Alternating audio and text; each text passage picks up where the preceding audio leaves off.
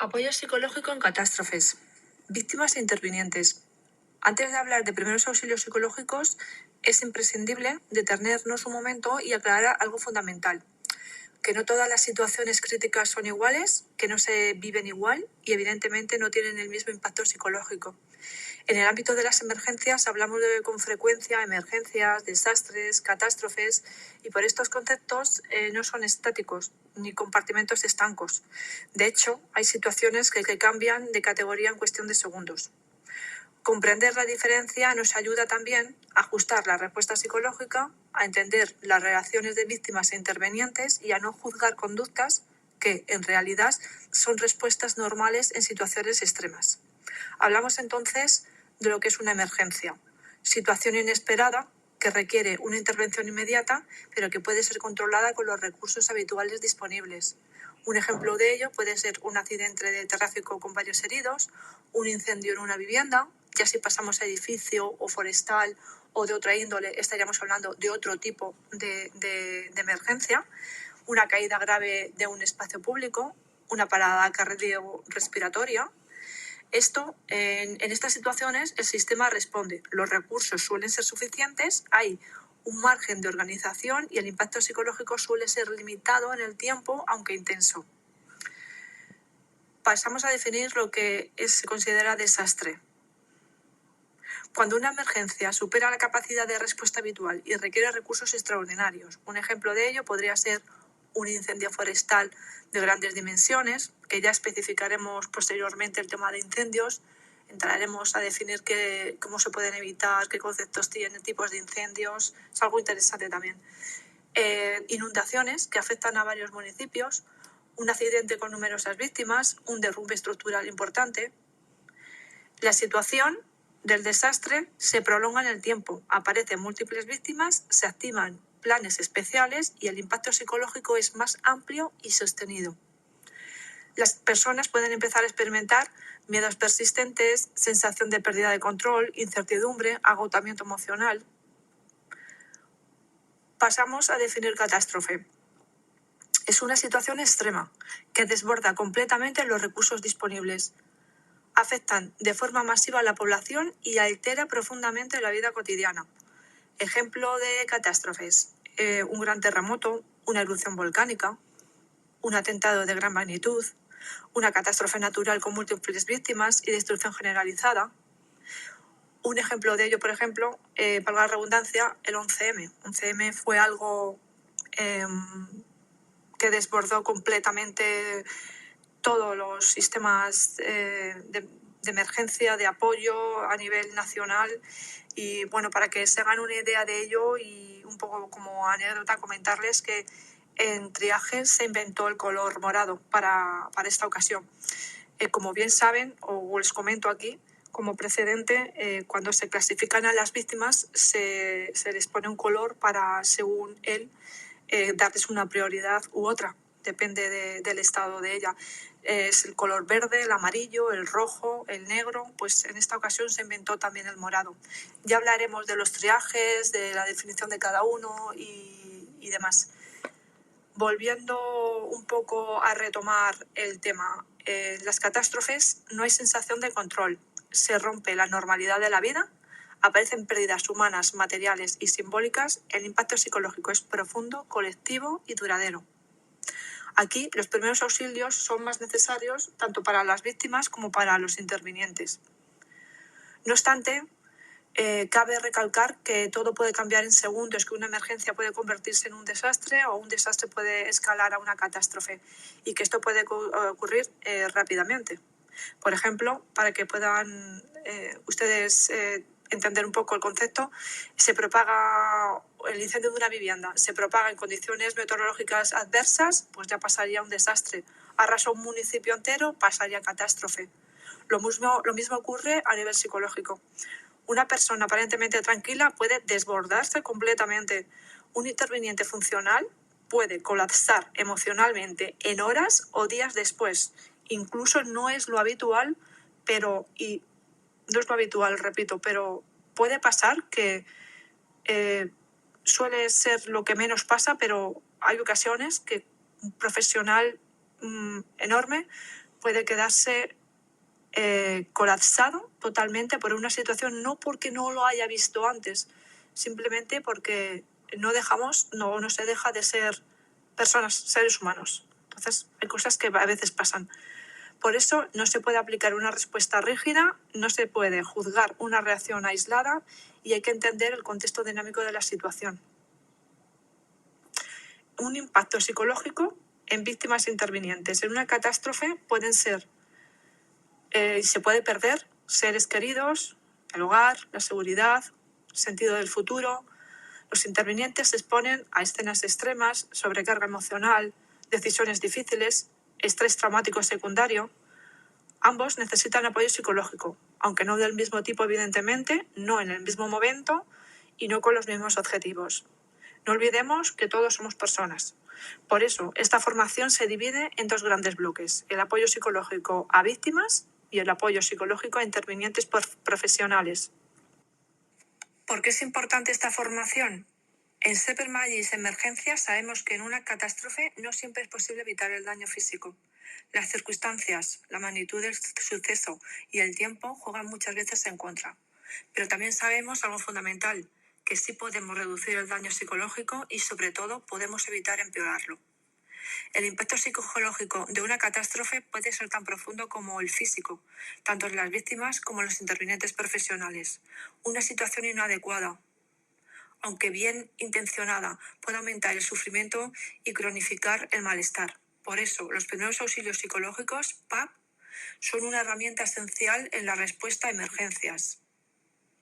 Los PAP no sustituyen a terapia psicológica, no curan el trauma, no pretenden profundizar en la emoción, pero sí protegen a la persona en el momento más vulnerable, contiene el impacto emocional inmediato y previene complicaciones psicológicas posteriores. En Seper Magis Emergencias formamos para intervenir con humanidad, criterio y responsabilidad, entendiendo que cuidar la salud mental en una catástrofe también salva vidas. Empezamos pues con el primer bloque, primeros auxilios psicológicos en víctimas. El objetivo va a depender de las necesidades y de la situación personal de cada uno. También irá en función de la fase en que se encuentre la catástrofe. Si se halla en el inicio, hay que centrarse en el apoyo psicológico de urgencia, lo que supone que se ha de sentar unas bases para que el individuo se recupere, aliviar el sufrimiento, dejándole llorar, no dejar que nadie le moleste, favorecer la expresión, sus miedos, deseos, permitirle el acercamiento con sus familiares, así como procurarle que no le falte alimento, agua y cobijo. De esta forma, se permite canalizar sus emociones y crear una base para su recuperación. A medio y largo plazo es posible que aparezcan estrés postraumático, pesadillas, insomnio, sensación de agotamiento. Se perseguirá, por tanto, la prevención de aparición de secuelas. La intervención psicológica de emergencias debe cumplir varios requisitos para considerarse efectiva, denominadas: proximidad. La atención psicológica debe realizarse en los escenarios próximos a las catástrofes, tanatorios, hospitales. Inmediatez. Cuanto antes se intervenga, menor posibilidades hay que se desarrollen psicopatologías futuras, como el trastorno por estrés postraumático. Expectativas. Es importante transmitir información positiva al afectado sobre su capacidad de afrontar la situación e insistir en la idea de que está sufriendo reacciones normales ante situaciones anormales, a lo que llamamos el acontecimiento traumático. Es indispensable también transmitir expectativas positivas sobre un rápido retorno a su rol o función anterior al evento, potenciando así su autoestima y sus estrategias de afrontamiento. Simplicidad. Utilizando las técnicas sencillas y breves. El tratamiento deberá generalmente ser breve en el tiempo y no durar más de 4 a 7 días.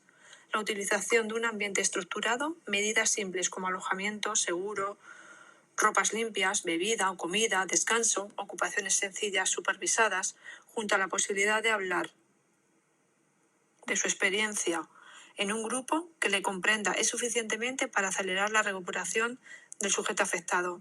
Recuerda que el apoyo emocional aportado por otras personas, en el que se comparten vivencias y se expresan libremente los sentimientos, es la estrategia más útil en este tipo de intervención. La intervención en emergencias ha de ser breve, siendo en ocasiones suficiente con unos pocos minutos, pero buscando siempre que las secuelas sean menores. En esta situación se tiene la obligación tanto profesional como humana de ayudar a la persona en todos los aspectos posibles, pudiendo recurrir para ello de las habilidades sociales, cuyo clave es comprender y entender el sufrimiento. La idea es que la persona que está sufriendo entienda que las reacciones por las que está atravesando son normales, ya que el organismo intenta encontrar el equilibrio perdido. En conclusión, de lo que se trata es de utilizar técnicas simples que lleven poco tiempo y que sean de fácil utilización por parte de los afectados. Factores estresores. Respuesta general del organismo ante cualquier estímulo estresor o situación estresante, como un exceso de demandas ambientales sobre la capacidad del individuo para resolverlos, considerando además las necesidades del sujeto con las fuentes de satisfacción de esas necesidades. Un ejemplo de ello tenemos, por ejemplo, que serían los sucesos negativos, daño, enfermedad o muerte de un ser querido. Son hechos estresantes, así como los sucesos positivos, pero en situaciones de emergencia aparecen más los negativos. Nuestras experiencias estresoras provienen de 3 fuentes básicas, procedentes del entorno, fisiológicas y psicológicas. Características procedentes del entorno se refieren a las condiciones ambientales y objetos que pueden afectar al organismo. Ejemplo de ello sería los ruidos, la temperatura, los escombros, las aglomeraciones, etc.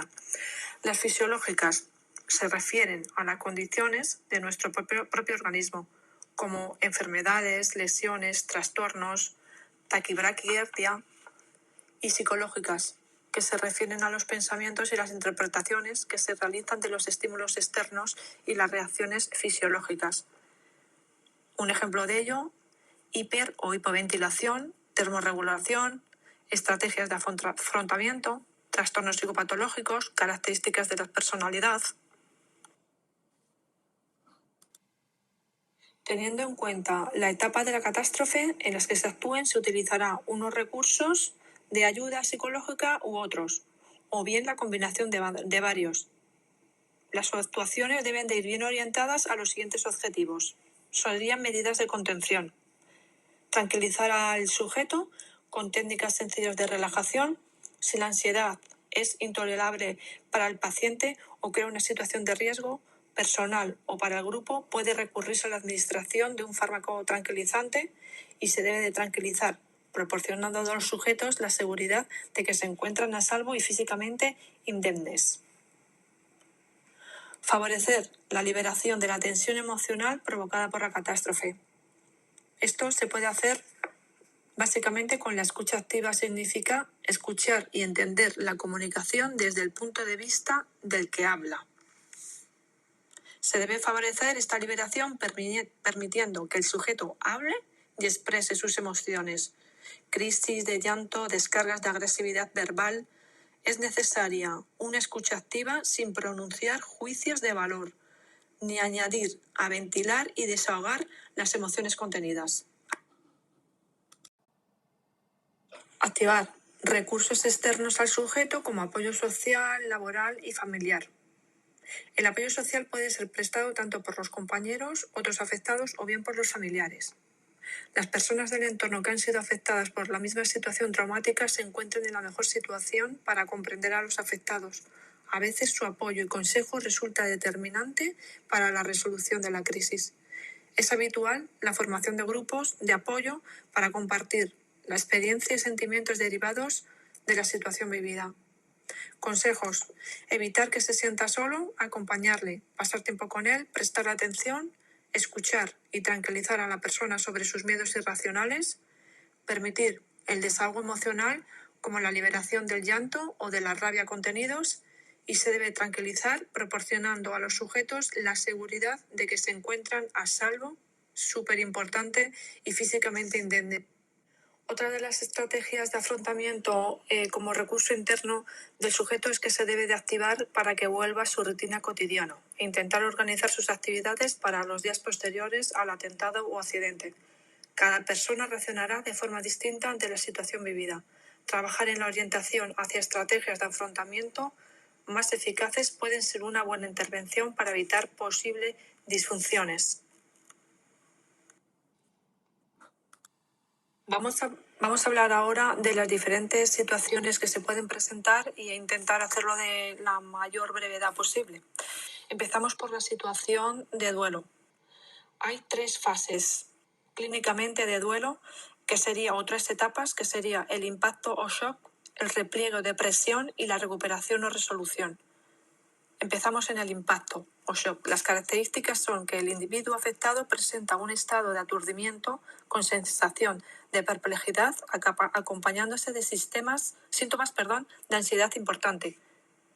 Esta etapa se inicia a las pocas horas del deceso y puede durar unos días hasta varias semanas.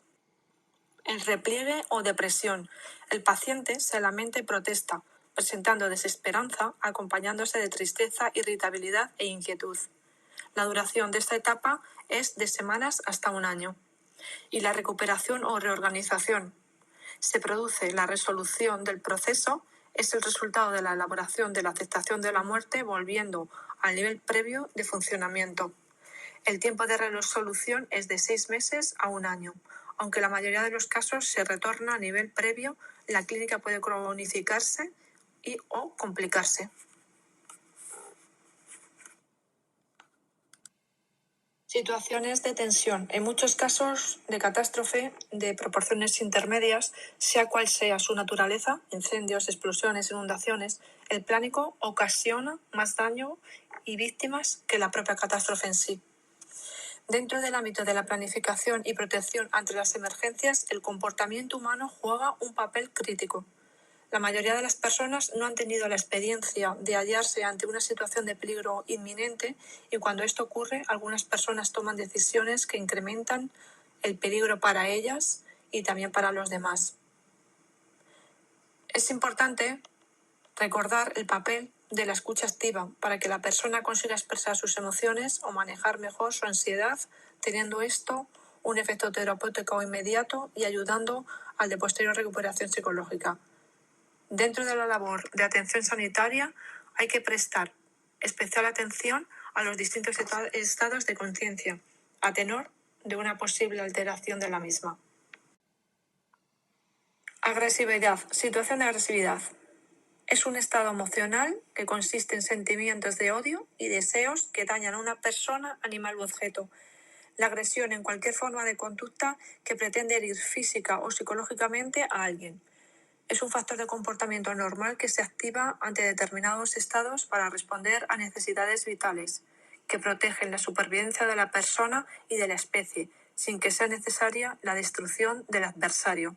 Importante, sin que sea necesaria la destrucción del adversario.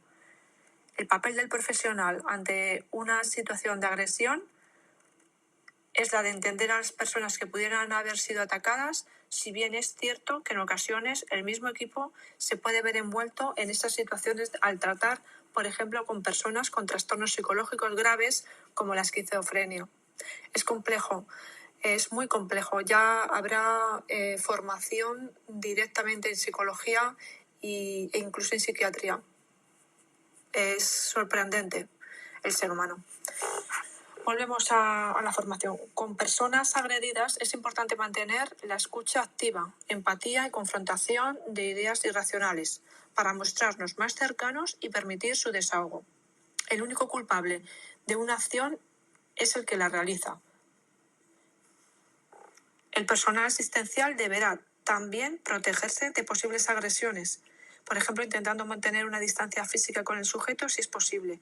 La clave está en conseguir hacerse el control emocional de la situación, si bien no es siempre tarea fácil. Esta situación, que sirva como anécdota, es más controlable por las emergencias, sobre todo en las primeras intervenciones que van los sanitarios, pues a nivel de catástrofe es complicado que vayan a atender en grupo a las diferentes víctimas, más que nada porque es imposible a veces por el volumen, pero en otros momentos, en otras situaciones, siempre es recomendable ir mínimo 2 personas. Vamos ahora a las situaciones de ansiedad y de angustia. Emoción compleja, difusa y desagradable que se expresa por un sentimiento de temor y tensión emocional y que va acompañada de sintomatología somática. Es un estado emocional consciente en reacciones de peligro y amenazas, acompañados de activación del sistema nervioso autónomo. La ansiedad no solo aparece ante un peligro real, también puede aparecer al imaginar la situación. Esta presenta 3 tipos de respuesta, que incluyen 3 niveles diferentes.